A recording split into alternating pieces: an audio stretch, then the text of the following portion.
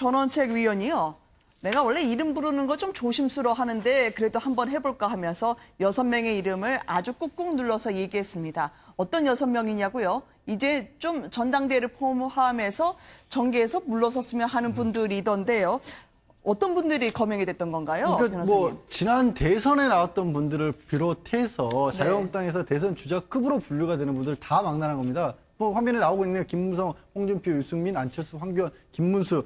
그리고 황교안 총리 같은 경우가 제일 억울할 것 같아요. 제대로 등판조차도 아직 시작도 안 했는데 물러서러 가는 이유는 아마도 전원책 변호사 입장에서는 지금 보수 대통합이라는 걸 얘기를 하고 있고 뭔가 자유한국당이 새로운 모습, 새로운 간판을 세우고 싶어 하는데 기존에 저분들이 각자 어떤 분이 됐든 간에 이른바 뭐 개파가라면 개파로 할 수도 있고 세력이라면 세력이라고 쓰는 분을 다 가지고 있는 분들이지 않습니까? 네. 저분들이 누구 하나가 한국당에서 다시 한번 나오는 순간에는 도로 예전으로 돌아갈 수밖에 없다라는 거예요. 근데 지금 뭐 황교안 전 총리에 대해서도 말씀드렸지만 사실 안철수 전 대표 같은 경우라든가 유승민 전 대표 같은 경우는 지금 자유한국당으로 자기가 왜 거론이 돼야 되는지 아니, 요즘 이제 흔히 하는 말로 의문의 일패라고 하지 않습니까? 네. 왜 전원책 변호사가 나를 걸고 지금 이런 얘기를 할까라는 생각을 또 하실 것 같습니다. 아니 특히 국민이 불러줄 때까지는 오지 않겠다고 해서 마음 굳게 먹고 독일에 가신 분 아니겠습니까? 안철수 전 의원 같은 경우에는요.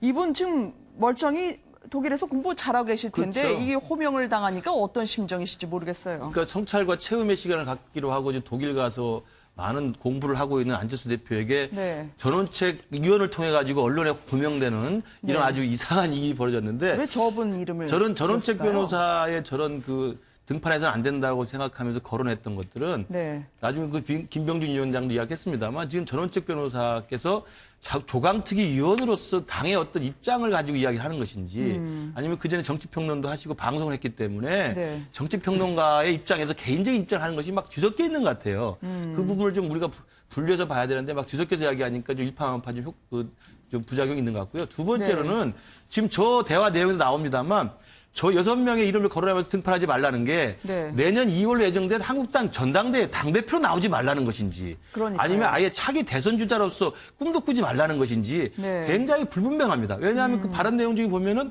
제가 듣기로는 컨텍스트의 문맥을 보면 전당대에 나오지 말라는 걸로 들려요. 네. 전당대에 나오지 말라는 걸로 저는 의미가 있어 보입니다. 왜냐하면 안철수 유승민 대표 전당대에 나갈 수가 없죠. 당이 다른데 어떻게 전당대에 나갑니까? 그러니까요. 나머지 네 분은 그전에 당대표 했던 분들이기 때문에 전당대 나오지 말라는 이야기 들리는데 왜냐하면 그 맥락성이 보면 초조해하지 말고 기다리라는 이야기를 하고 있어요. 그러니까 전당대회는 나오지 말되 4년 뒤에 있을, 3년 반 뒤에 있을 대선에는 범보수권으로서 다 쓰임새가 있는 제목들이 아니겠느냐 이런 말을 하고 있거든요. 그러니까 전원책 변호사 스스로도 2월 전당대 이야기를 하다가 대선 후보로서 보수 주자를 이야기하면서 막 섞여 있는 거예요. 그러니까 네. 저희 이야기에 저희들이 너무 일희일비하거나 저걸 확대 해석할 필요 없다고 생각합니다. 그냥 전원책 변호사의 사적인 이야기로 그냥 지나간 이야기로 들으시면 될 것 같아요. 아니 근데 뭐 저희는 평론하지만 정작 거론된 분들은 처음에는 공부 좀 하라고 이렇게 야단을 쳤다가 이번에는 초조해하지 말고 기다리라라고 얘기를 들으면 본인들은 심정이 어떠시겠어요? 그러니까 전원책 변호사가 말하는 게 네. 어떨 때는 공인으로서 이야기하고 어떨 때는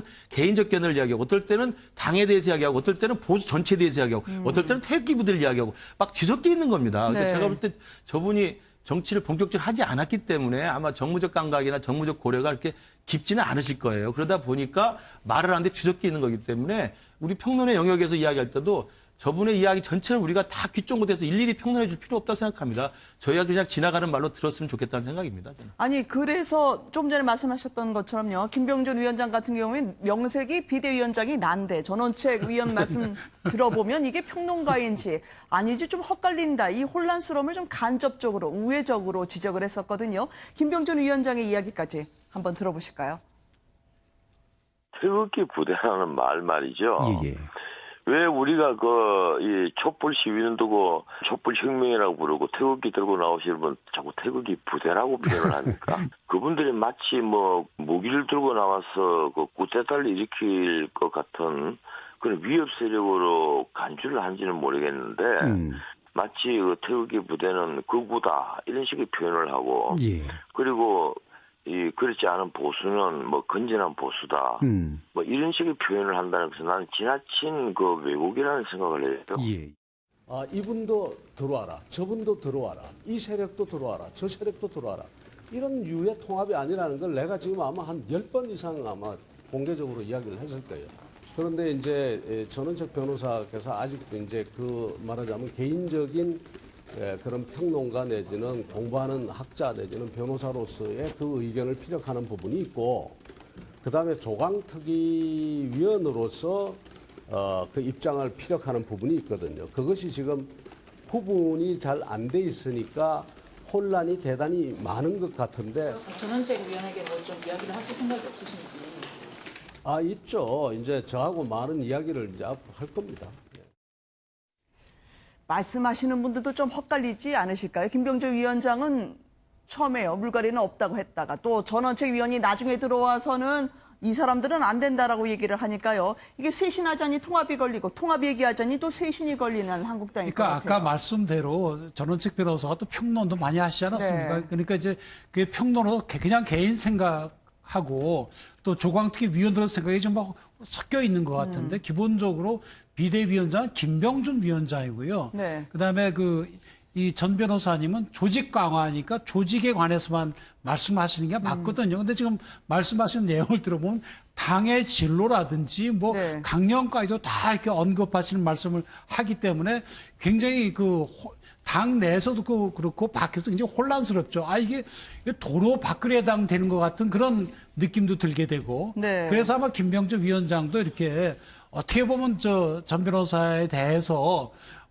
약간의 비판적인 성격이 있는 그런 말씀을 하시는 게 아닌가 싶고요. 네. 하여튼 전 변호사님께서 평소에 가진 소신을 네. 조직 강화에만 좀 집중을 하시면 저것이 좀 정리가 되지 않을까 싶습니다. 네. 이 말씀하신 김에 박지원 의원이 이쯤 하면 빠지실 분이 아니죠. 이렇게 우물쭈물하다가요. 태극기 부대까지 다 모은다고 이렇게 하다가는 말씀하신 것처럼 도로 박근혜당이 될 거라고 경고를 먼저 날렸습니다. 잠깐 한번 들어보시고 오겠습니다. 자유한국당이 태극기 부대를 받아들인 것이 어떤 영향을 줄까요? 도로 박근혜당 만들려고 하는 거죠. 김병준 위원장이나 전원책 변호사. 조광특 의원이 갔을 때 인적 청산해라. 친박 친이 몇 사람만 탁 힘 있을 때 골라버렸으면 다 평정되는 거예요. 지금 안 되죠. 이제. 다 끌고 가다가 이제는 아무것도 안 되는 거예요. 그리고 현역 의원이 국회 예산국회고 앞으로 뭐 모든 법안이 있는데 현역 의원을 배제하고 원에 자기들이 뭘 하겠어요. 김무성 대표나 홍준표 대표, 김병준 비대위원장은 대표의 생각이 있을 거예요. 네.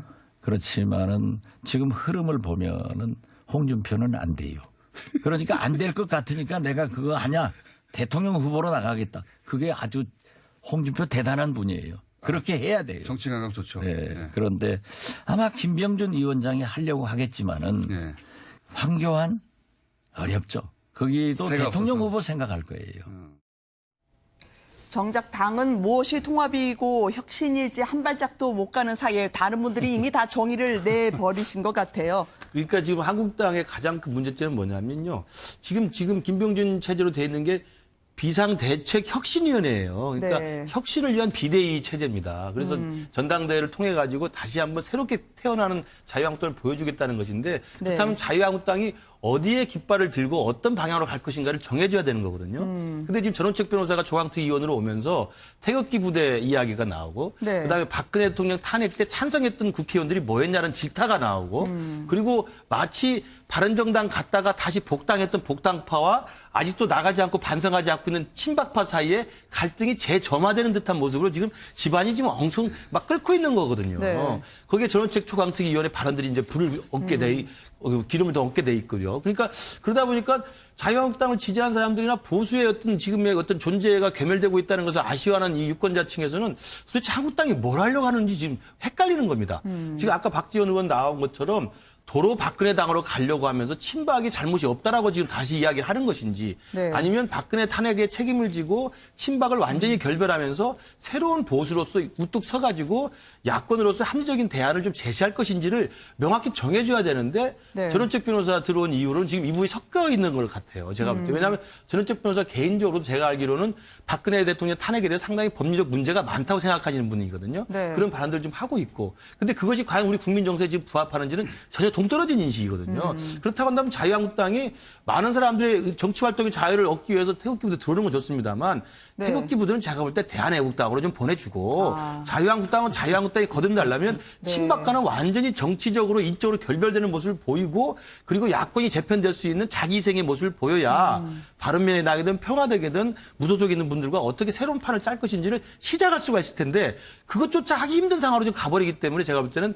영 그 길이 어디로 갈지 모르니까 그 안에서 지금 이전 투가 더 심해질 수밖에 없지 않나 생각합니다. 아니, 그 말씀하시니까 생각나는데 손학규 대표 같은 경우에는 워낙 자유한국당의 태극기 부대 얘기를 하면서 우클릭을 하는 것 같으니까 그렇죠. 나는 왼쪽으로 간다. 왜냐면 나만의 독자적인 노선하면서 이호 여사도 만나는 걸까요? 그렇죠. 이게 손학규 대표가 이끌고 있는 바른미래당 같은 경우는 본래는 자유한국당에 떨어져 나온 바른정당 인사들도 들어와 있는 거 네. 아닙니까? 그리고 민주당에서 떨어져 나온 국민의당 인사들이 같이 있는 거거든요. 그렇기 때문에 말이 일단 합리적 진보와 개혁적 보수가 중도를 형성하기 위해서 가는 건데 그렇다면 결국 범야권이라고 하는 진영, 특히 반문연대라는 진영에서는 바른미래당도 한국당과 또 평화당과 같이 어떤 새로운 판을 짜는 필요성은 있습니다.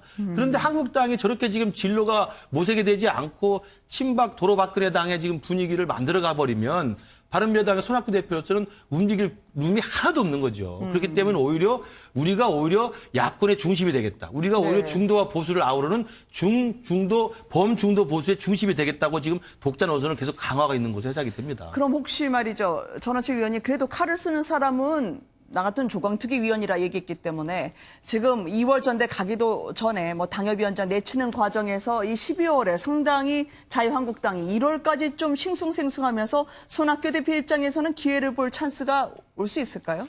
자유한국당이 계속해서 흔들리게 된다면 손학규 네. 대표 입장에서는 갈 수가 있겠죠. 손학규 대표는 사실 바른미래당 맡았을 때만 해도 뭔가 좀 자유한국당이 어떻게 보면은 뭐 수습을 하고 뭐 바깥의 사람들을 끌어들이게 생각하면 바른미래당에서도 기존의 자유한국당 출신들이 다 돌아가는 게 아니냐는 얘기가 공공연하게 나왔었지 네. 않습니까? 그런데 의외로 제대로 수습이 안 되고 있는 것 같거든요. 그러니까 말하자면 지금 나온 얘기들을 종합해 보면 마치 자유한국당이 춘추 전국시대처럼 막 여러 가지 서로들이 각자 목소리는 내는데 네. 문제는 춘추 전국시대라고 하기에는 그 차지하고 있는 땅이 굉장히 좁은 거예요. 그 좁은 땅에서 그나마 내가 나서겠다고 하고 있고 거기서 정리를 하고 그럼 확실하게 좁은 땅이니까 정리를 한 다음에 그 기반을 다진 다음에 뭔가 새로운 걸 나와야 되는데 그 좁은 땅이 여러 사람을 다 한꺼번에 다 몰아내려고 하다 보니까 거기서 누가 비키려 하는 사람도 없고 더군다나 아까 박지원 의원이 지적한 게 그거지 않습니까? 외부에서 온 인사들이었기 때문에 네. 처음 분위기가 잡혔을 때 쳤으면 모를까 이제는 그렇게 수습하기 너무 어려워진 게 아니냐라는 네. 얘기. 그래서 손학규 대표가 오히려 나서시는 거죠. 네.